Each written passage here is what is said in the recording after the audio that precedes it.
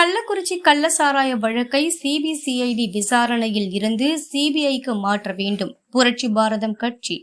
Chennai Egmore Rajarathinam stadium அருகில் புரட்சி பாரதம் கட்சி சார்பில் கட்சியின் தலைவர் ஜெகன்மூர்த்தி தலைமையில் நூற்றுக்கணக்கான தொண்டர்கள் கலந்து கொண்ட கவன ஈர்ப்பு ஆர்ப்பாட்டம் நடைபெற்றது. அப்போது பேசிய ஜெகன்மூர்த்தி கூறியதாவது: கள்ளக்குறிச்சி விஷ சாராயம் குடித்து 60 பேர் உயிரிழந்துள்ள நிலையில் 100க்கும் மேற்பட்டோர் தீவிர சிகிச்சை பெற்று வருகின்றனர்.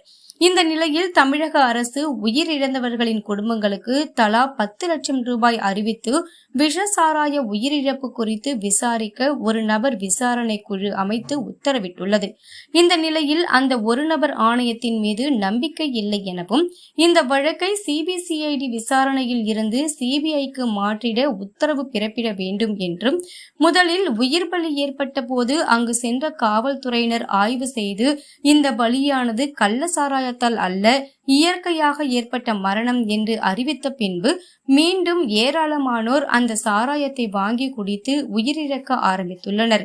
உடனடியாக கள்ள சாராயம் விற்பவர்களை கைது செய்து கள்ள சாராயத்தை யாரும் அருந்தக்கூடாது என்ற அறிவிப்பை அறிவித்திருந்தால் குறைந்தது 50 உயிர்களை காப்பாற்றி இருக்க முடியும். ஆனால் இந்த 50 உயிர்கள் போனதற்கு காரணம் மாவட்ட காவல் கண்காணிப்பாளர் ஆகியோரை இடைக்கால பணி நீக்கம் செய்துள்ளது. மாவட்ட ஆட்சித்தலைவரை இடமாற்றம் செய்துள்ளது இந்த அரசு. கடந்த காலத்தில் அதிமுக ஆட்சி இருக்கும் பொழுது அப்பொழுதைய எதிர்க்கட்சி தலைவராக இருந்தவர் தற்போதைய முதலமைச்சர். அவர் அன்று பல போராட்டங்களை நடத்தினார். பல சட்டமன்றத்தில் வெளிநடப்பு நடத்தினார்கள். தமிழகத்தில் பூரண மதுவிலக்கு கொண்டு வர வேண்டும் என்றும் டாஸ்மாகை முற்றிலும் ஒழிக்க வேண்டும் என்றும் போராட்டம் நடத்தினார்கள். அதன் பிறகு தேர்தலுக்கு முன்பாக தேர்தல் அறிக்கையில் திமுக ஆட்சிக்கு வந்தால் பூரண மதுவிலக்கு கொண்டு வருவோம் என்று அறிவித்திருந்தார்கள். ஆனால் இன்று வரை அந்த மதுவிலக்கு கொண்டு வராத காரணத்தால் தான் இவ்வளவு நாள் தாண்டி இவ்வளவு உயிரிழப்புகள் நடந்துள்ளது. இதே போன்று இந்த மதுவில் தான் தமிழகத்தின் சட்டம் ஒழுங்கு சீர்குலைந்திருக்கிறது. பெண்கள் பாலியல் துன்புறுத்தல்களுக்கு ஆளாகி கொண்டிருக்கின்றனர்.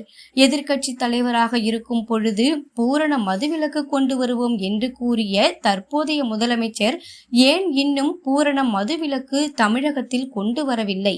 தமிழகத்தில் இது போன்ற குற்ற சம்பவங்கள் நடைபெறக்கூடாது என்று கூறினால் பூரண மதுவிலக்கை கொண்டு வர வேண்டும். இந்த விஷ சாராயம் அருந்தி இறந்தவர்களில் 58 நபர்கள் பட்டியல் இனத்து மக்கள். அதனால்தான் அவர்கள் மீது அக்கறை இல்லை.